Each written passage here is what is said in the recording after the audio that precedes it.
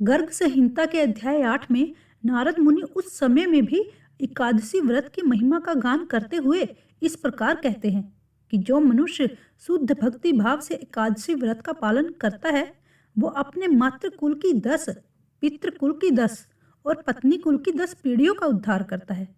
ऐसी ही पवित्र और मंगलमयी एकादशी वरुथनी एकादशी है। राधे कृष्ण भक्तों, भारत अनंतवेद चैनल पर मैं आपका हार्दिक स्वागत करती हूँ।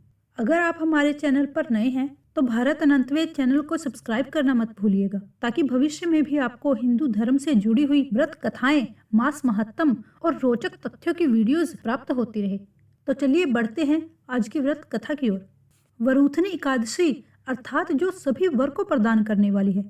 प्रत्येक मनुष्य के मन में कोई ना कोई इच्छा, अभिलाषा अवश्य होती है, लेकिन ये इच्छा और अभिलाषा यदि भगवान की सेवा करने की हो तो वह व्यक्ति को परम सुख प्रदान करती है, क्योंकि भौतिक इच्छाएं और उसका फल तो इस भौतिक शरीर के साथ ही समाप्त हो जाता है, परंतु आध्यात्मिक फल आत्मा के साथ सदैव बना रहता है। वरुथनी एकादशी के बारे में कहा गया है कि जो भी व्यक्ति पूर्ण भक्ति भाव से एकाग्रचित होकर इस संपूर्ण कथा का श्रवण करता है उसे भी वरुथनी एकादशी का पालन करने का फल मिलता है। तो चलिए द्वापर युग की यात्रा करते हैं, जहां इस कथा का आरंभ हो रहा है। जब भगवान श्री कृष्ण ने इस धरती पर अवतार धारण किया तो उनके साथ 5 पांडवों के रूप में उनके पार्षद भी थे। 5 पांडवों में से सबसे ज्येष्ठ था युधिष्ठिर। उन्हें धर्मराज भी कहा जाता था। एक दिन युधिष्ठिर महाराज भगवान श्री कृष्ण के साथ बैठे हुए थे। उनके बीच एकादशी व्रत के विषय में चर्चा हो रही थी। युधिष्ठिर महाराज ने भगवान श्री कृष्ण से पूछा, हे केशव, मैं जानता हूँ कि वैशाख मास की कृष्ण पक्ष में आने वाली एकादशी का नाम वरुथनी है। क्या आप मुझे यह बता सकते हैं कि इस एकादशी के व्रत पालन से क्या लाभ प्राप्त होता है और इसका महत्व क्या है? भगवान श्री कृष्ण ने उत्तर दिया कि हे धर्मराज, यह एकादशी विशेष रूप से महत्वपूर्ण है। इसके पालन से व्यक्ति को इस जन्म और अगले जन्म में भी सौभाग्य प्राप्त होता है।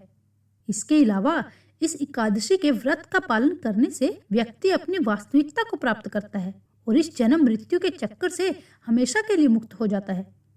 भगवान श्री कृष्ण ने आगे कहा कि यह वही एकादशी है जिसके पालन करने से महान राजा मानधाता को मुक्ति मिली थी।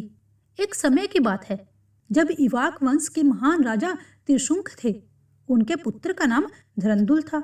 धरंदुल राजा अत्यंत पराक्रमी, तेजस्वी और भगवान के भक्त थे, लेकिन एक दिन उन्हें शिवजी का श्राप मिला। उसके कारण उन्हें कुष्ठ रोग हो गया। लेकिन जैसे ही उन्होंने वरुथनी एकादशी का महत्व का विषय सुना, उन्होंने इस व्रत का पालन किया।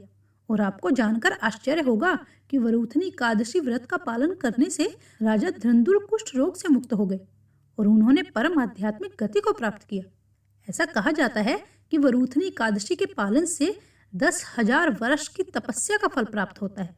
और इतना ही नहीं, आदर्श स्थिति तो यह है कि सूर्य ग्रहण के समय कुरुक्षेत्र में जाकर 40 किलो सोने का दान देने से जो पुण्य मिलता है वह केवल इस एकादशी व्रत का श्रद्धा और निष्ठा पूर्वक पालन करने से मिल जाता है। उसके बाद भगवान श्री कृष्ण युधिष्ठिर महाराज को दान के विषय में बताते हुए एक अत्यंत गोपनीय बात कहते हैं। वो रहस्य ये था कि अश्व दान से श्रेष्ठ गज दान है। गज दान से श्रेष्ठ यदि कोई भूमि का दान देता है उसे माना गया है। भूमि दान से भी श्रेष्ठ दान है तिल का दान, और तिल के दान से भी श्रेष्ठ यदि कोई स्वर्ण दान करता है तो वो है। स्वर्ण दान करने से श्रेष्ठ अन्न दान है। अन्न दान करने से व्यक्ति के समस्त पूर्वज, देवता और समस्त प्राणी प्रसन्न होते हैं। विद्वान लोग कन्या दान को भी अन्न दान के समान मानते हैं।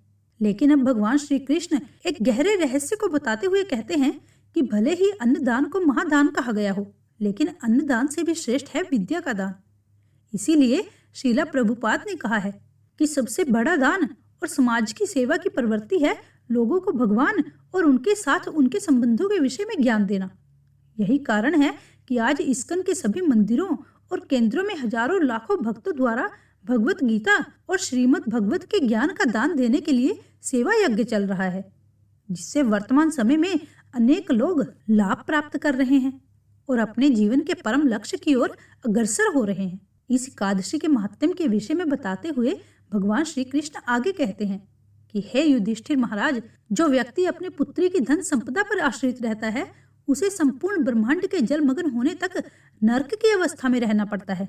इससे विपरीत यदि कोई व्यक्ति आभूषणों से सुसज्जित अपनी पुत्री का कन्या दान देता है तो उसे स्वर्ग की सुख प्राप्त होता है। जो व्यक्ति अपनी पुत्री का विवाह कराते समय वर पक्ष से धन लेता है उसे अगले जन्म में बिल्ली का शरीर प्राप्त होता है। बिल्कुल वैसे ही जैसे एक मांसाहार करने वाला व्यक्ति अगले जन्म में मांस भक्षी जंगली प्राणी बनता है और अत्यंत काम आसक्त व्यक्ति को कुत्ते का शरीर प्राप्त होता है। जो व्यक्ति अपने शरीर के अंगों का प्रदर्शन करता है और कम कपड़ों द्वारा अपने शरीर को ढकता है उसे अगले जन्म में वृक्ष का शरीर प्राप्त होता है, जो कि ऐसी योनि है जिसमें आपको भौतिक कष्ट हजारों करोड़ों वर्षों तक भुगतने पड़ते हैं। भगवान ने आगे बताते हुए कहा कि इन सब के विपरीत जो व्यक्ति अपनी कन्या को आभूषणों से सुसज्जित करके विवाह के समय अपनी कन्या का दान देता है उसे जो फल प्राप्त होता है वह स्वर्ग लोक में यमराज के मुख्य सचिव चित्रगुप्त भी वर्णन नहीं कर सकते। और यही फल वरूथनी एकादशी व्रत का पालन करने वाले व्यक्ति को प्राप्त हो जाता है।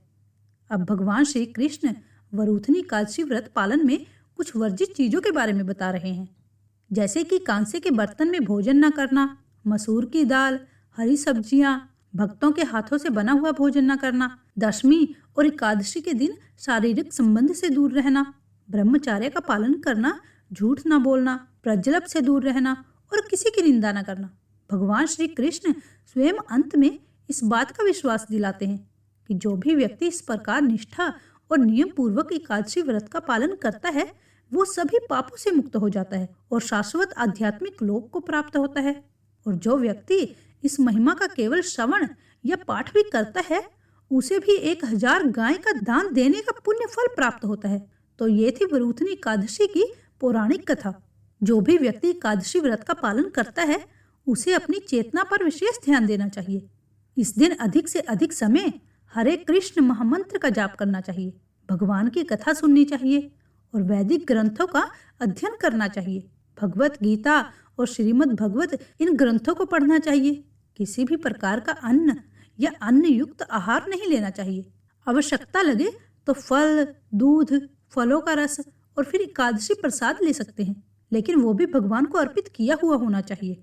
अगले दिन द्वादशी पर संपूर्ण विधि विधान के साथ निर्धारित पारण समय में ही इस वरूथनी एकादशी व्रत का पारण करना चाहिए। और ये पारण कैसे करना है, अगर इस विषय में आप जानना चाहते हैं तो आप अपने इस चैनल भारत अनंत वेद को सब्सक्राइब कर लीजिए, क्योंकि भारत अनंत वेद चैनल पर आपको वरूथनी एकादशी से संबंधित पारण के समय की वीडियो आसानी से मिल जाएगी, जो कि हम पहले ही अपने चैनल पर पोस्ट कर चुके हैं।